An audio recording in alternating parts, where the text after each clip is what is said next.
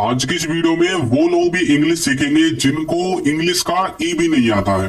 तो चलिए वीडियो को शुरू करते हैं और इंग्लिश के बेसिक कॉन्सेप्ट को क्लियर करते हैं कि आखिर इंग्लिश का बेसिक कॉन्सेप्ट है क्या।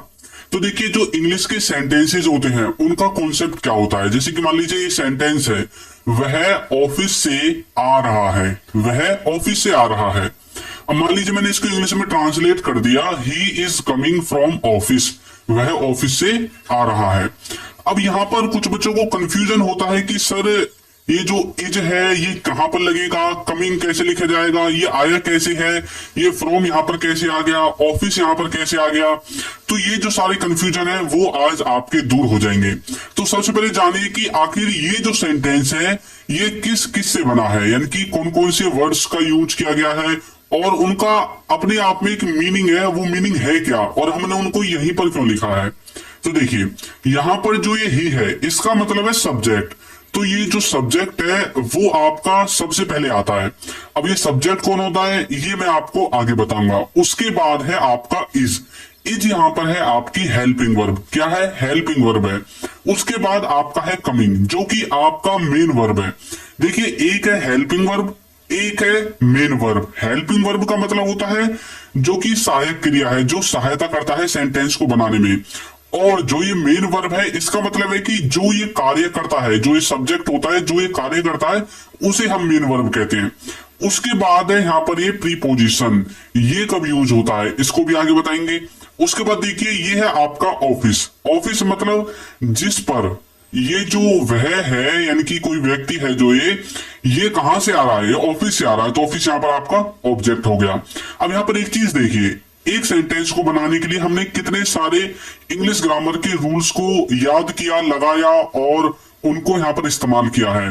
ही subject, is helping verb, coming main verb, from preposition, office object. तो आखिर होते क्या है और किस तरह से इनको हम किसी भी सेंटेंस में यूज कर सकते हैं। तो सबसे पहले ये जानिए कि ये जो सेंटेंस के रूल होते हैं जिनको आप सब्जेक्ट कहते हैं, सबसे पहले आपका सब्जेक्ट लगेगा।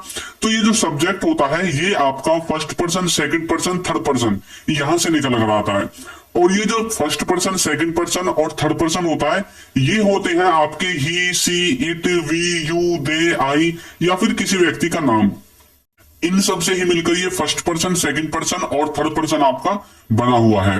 अब ये जो आपके first person, second person, third person या फिर हेल्पिंग वर्ब, ऑब्जेक्ट, प्रीपोजिशन, ये जो कुछ है ये सब के सब आपको इस वाले मास्टर रूल में फिट करना होता है। सब्जेक्ट के स्थान पर सब्जेक्ट, हेल्पिंग वर्ब के स्थान पर हेल्पिंग वर्ब, वर्ब के स्थान पर वर्ब और ऑब्जेक्ट के स्थान पर ऑब्जेक्ट। और जैसे ही आप अपने इन सभी वर्ड्स को इस स्ट्रक्चर में, इस फॉर्मूले में लगाते हैं तो आपका सेंटेंस बनकर रेडी हो जाता है, तैयार हो जाता है। तो चलिए जानते हैं कि आखिर ये subject, helping verb, verb, object ये क्या होते हैं और किस तरह से इनको पहचानेंगे।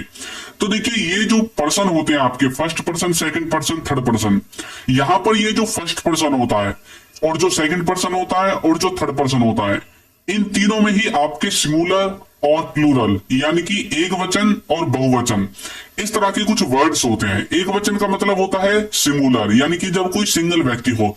देखिए, सिंगुलर, सिंगल, सिंगल की आवाज आ रही है तो मतलब सिंगल व्यक्ति हो। प्लूरल इसका मतलब है कि सिंगल ना हो, सिंगल से ज्यादा हो, मतलब दो हो या दो से अधिक हो, तब आपको इस वाली लाइन का, इस वाले कॉलम का यूज करना है। अब देखिए, फर्स्ट पर्सन के अंदर सिंगुलर में आता है आई। आई का मतलब होता है मैं, यानी कि यहां पर मैं जो बोल रहा हूं मैं आपका फर्स्ट पर्सन हूं और सिंगुलर हूं। इसी तरह से यदि मैं एक से ज्यादा होता, इनकी दो होते हम या दो से ज्यादा होते, तो मैं वी का यूज करता और तब भी ये फर्स्ट पर्सन में ही रहता। इसका मतलब है कि जो बोलता है या फिर जो काम को करता है, मतलब जो बोलता है। अब जैसे मैं बोल रहा हूं तो मैं यहां पर क्या हूं? फर्स्ट पर्सन हूं। इसी तरह से जो आपका सेकंड पर्सन होता है इसका मतलब होता है जो सुनता है। अब मेरी बात को आप सुन रहे हैं तो आप यहां पर क्या है? सेकंड पर्सन है। और सेकंड पर्सन के अंदर सिंगुलर हो या प्लूरल हो, यानी कि एक वचन हो या बहुवचन हो, सब में आपका यू ही आएगा, इसमें कोई चेंज नहीं है। फर्स्ट में देखिए, फर्स्ट में आपका सिंगुलर में आई था, प्लूरल में वी हो गया, लेकिन सेकंड में दोनों तरफ यू ही यू है, तो इसमें आपको कोई भी चेंज करने की जरूरत नहीं है। तो जो बात को सुनता है वो होता है आपका सेकंड पर्सन। और थर्ड पर्सन का मतलब होता है जिसकी बात होती है, यानी कि जिसकी बात होगी। अब जैसे आपके और मेरे बीच में किसकी बात हो रही है, इंग्लिश की बात हो रही है। इसी तरह से जब दो व्यक्ति बात करते हैं तो वो किसी ना किसी वस्तु के बारे में, व्यक्ति के बारे में, स्थान के बारे में आपस में बातचीत करते रहते हैं, एक दूसरे से चुगली करते रहते हैं। तो वो जिसके बारे में चुगली कर रहे हैं वो आपका थर्ड पर्सन कहलाता है। और थर्ड पर्सन में जो सिंगुलर होता है इसमें होता है आपका ही, सी, इट, और जो प्लूरल होता है इसमें आता है आपका दे, और इसी तरह से और भी जो वर्ड्स है वो आपके आ जाएंगे। तो आपको थोड़ा डाउट क्लियर हुआ first person, second person, third person का। ये क्लास बिल्कुल बेसिक से है, जिनको बेसिक भी नहीं आता है। समझ में आया? अब नेक्स्ट देखिए, अब आती है आपकी वर्ब की बारी। जो ये वर्ब होती है इनको वैसे तो हमने 3 भागों में देखा है, वर्ब की first form, second form, third form. लेकिन आपको बता दूं आपकी जानकारी के लिए कि वर्ब की फोर्थ फॉर्म और फिफ्थ फॉर्म ये भी होती है। अब देखिए, फर्स्ट फॉर्म का मतलब है इसको आप बेस फॉर्म भी कहते हैं, और ये ज्यादातर प्रेजेंट में यूज की जाती है। इनके नीचे जो येलो कलर में जो लिखे हुए हैं वर्ड्स, इसका मतलब है कि यहां पर यूज की जाती है। तो फर्स्ट फॉर्म ज्यादातर प्रेजेंट में यूज की जाती है, वैसे फ्यूचर में भी होती है, कोई दिक्कत नहीं है। फ्यूचर का जो इंडेफिनिट है, देखिए जैसे फर्स्ट फॉर्म है गो, गो का मतलब होता है जाना। तो इसकी सेकंड फॉर्म है वेंट, जिसको हम यूज करते हैं पास्ट में। पास्ट में कहा? पास्ट के इंडेफिनेट में, क्योंकि पूरी इंग्लिश ग्रामर में पास्ट इंडेफिनेट ही ऐसा है जिसमें वर्ब की सेकंड फॉर्म लगेगी। उसके बाद देखिए वर्ब की थर्ड फॉर्म, जिसे आप कहां पर यूज करते हैं? परफेक्ट में, यानी कि परफेक्ट टेंस में आप इसका यूज करते हैं। यहां पर होता है गॉन, जैसे गो, वेंट, गॉन। और आपने गोइंग तो पढ़ा ही होगा कंटिन्यूअस टेंस में, तो वर्ब की फोर्थ फॉर्म कहलाती है गोइंग। कंटिन्यूअस यहां पर पूरा नहीं आ पाया इसलिए मैंने शॉर्ट फॉर्म में लिख दिया है कंटिन्यूअस, ठीक है। तो ये है आपकी फोर्थ फॉर्म। इसी तरह से जो फिफ्थ फॉर्म है उसका मतलब है जब आप अपनी वर्ब में एस या ईएस लगाते हैं तो वो आपकी फिफ्थ फॉर्म बन जाती है। तो यहां पर फिफ्थ फॉर्म क्या है? गोज। तो गो, वेंट, गॉन, गोइंग, गोज, ये भी आपकी प्रेजेंट में यूज होगी। कहां पर? इंडेफिनिट में। ये आपकी प्रेजेंट इंडेफिनिट में थर्ड पर्सन सिंगुलर के साथ यूज होती है, वर्ब की जो फिफ्थ फॉर्म होती है वो। समझ में आया? इसी तरह से डू की फर्स्ट फॉर्म डू है, फिर डिड है, फिर डन है, फिर डूइंग है, और फिर डज है।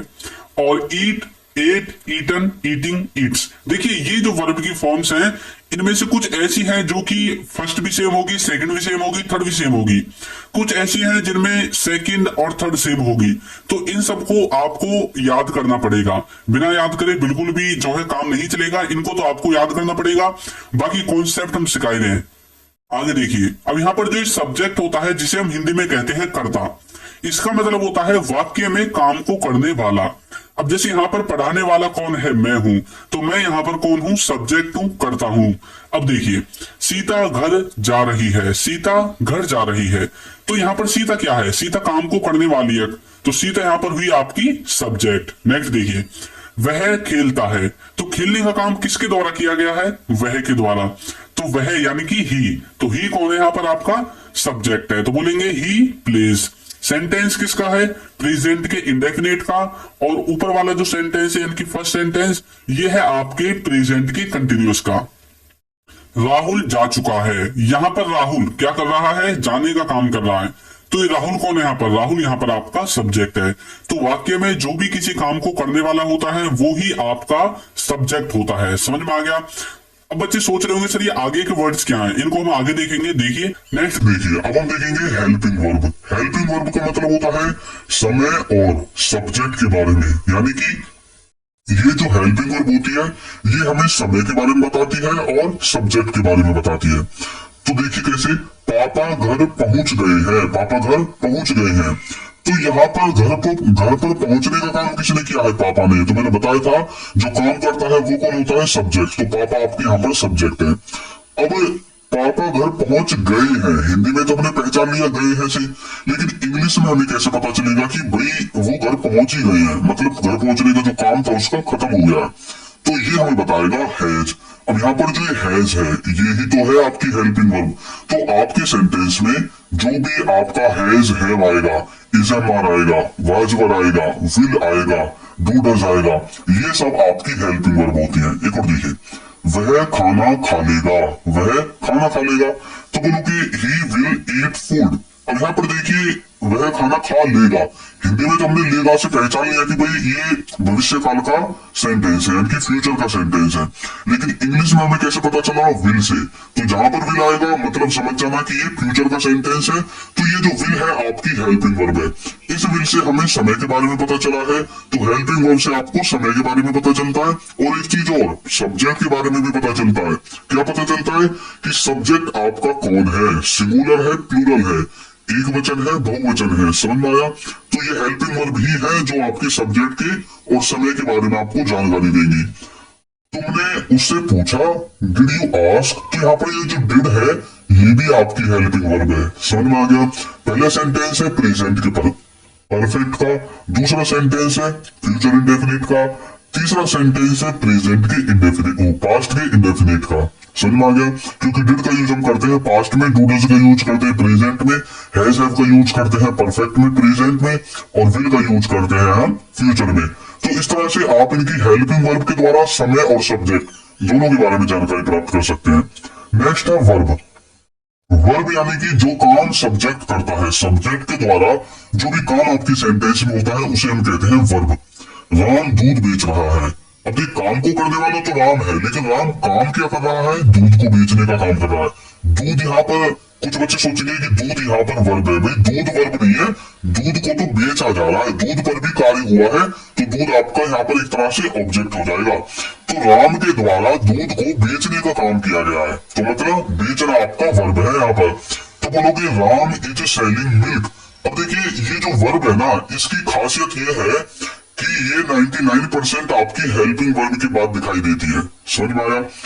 वह बगीचे में खेलता है, तो उसके द्वारा कहां पर खेलने का काम किया जा रहा है? बगीचे में। तो काम क्या हो रहा है? खेलने का।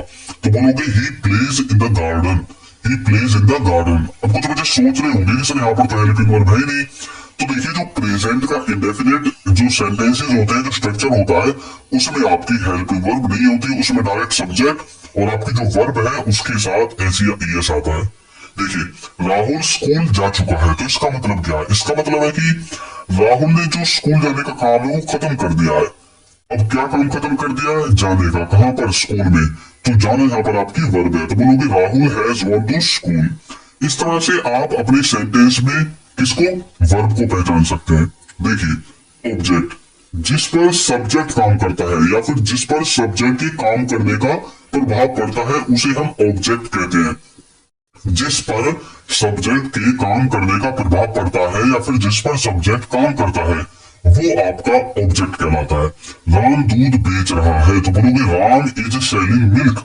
अब देखिए राम किसको बेच रहा है? राम बेच रहा है दूध को।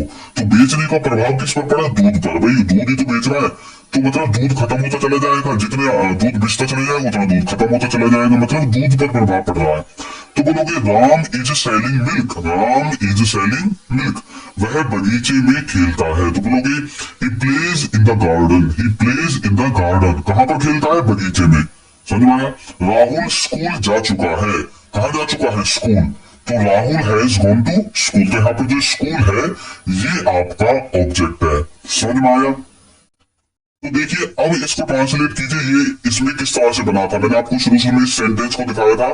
तो अभी तक जो हमने सीखा है उसके हिसाब से ही आपका क्या है? इसमें ही है आपका सब्जेक्ट, इज क्या है? इज है आपका हेल्पिंग वर्ब, कमिंग क्या है? कमिंग है आपकी मेन वर्ब, और फ्रॉम आपका प्रीपोजिशन है, और ऑफिस आपका ऑब्जेक्ट है।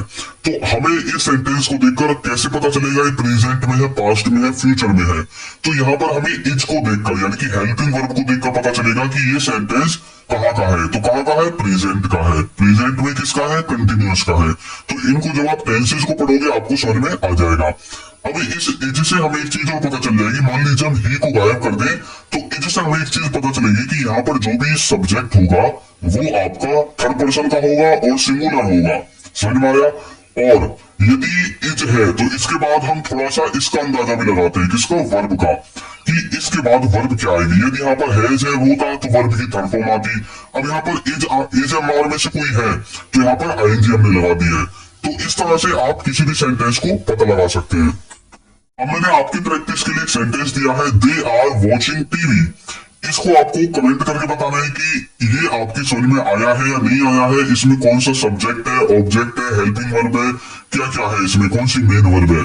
तो इसको आपको कमेंट करके बताना है और ऐप को जरूर डाउनलोड करें, कोर्स को जरूर ज्वाइन करें। उसमें आप बेसिक से एडवांस लेवल तक की इंग्लिश ग्रामर सीखेंगे। उसका लिंक आपको नीचे डिस्क्रिप्शन बॉक्स में मिल जाएगा। तो वीडियो आपको कैसी लगी है जरूर बताइएगा, और यदि अभी तक आपने हमारे चैनल को सब्सक्राइब नहीं किया है तो चैनल को सब्सक्राइब कर दीजिए, वीडियो को लाइक कर दीजिए और एक अच्छा सा कमेंट करना बिल्कुल ना भूलें। Thank you.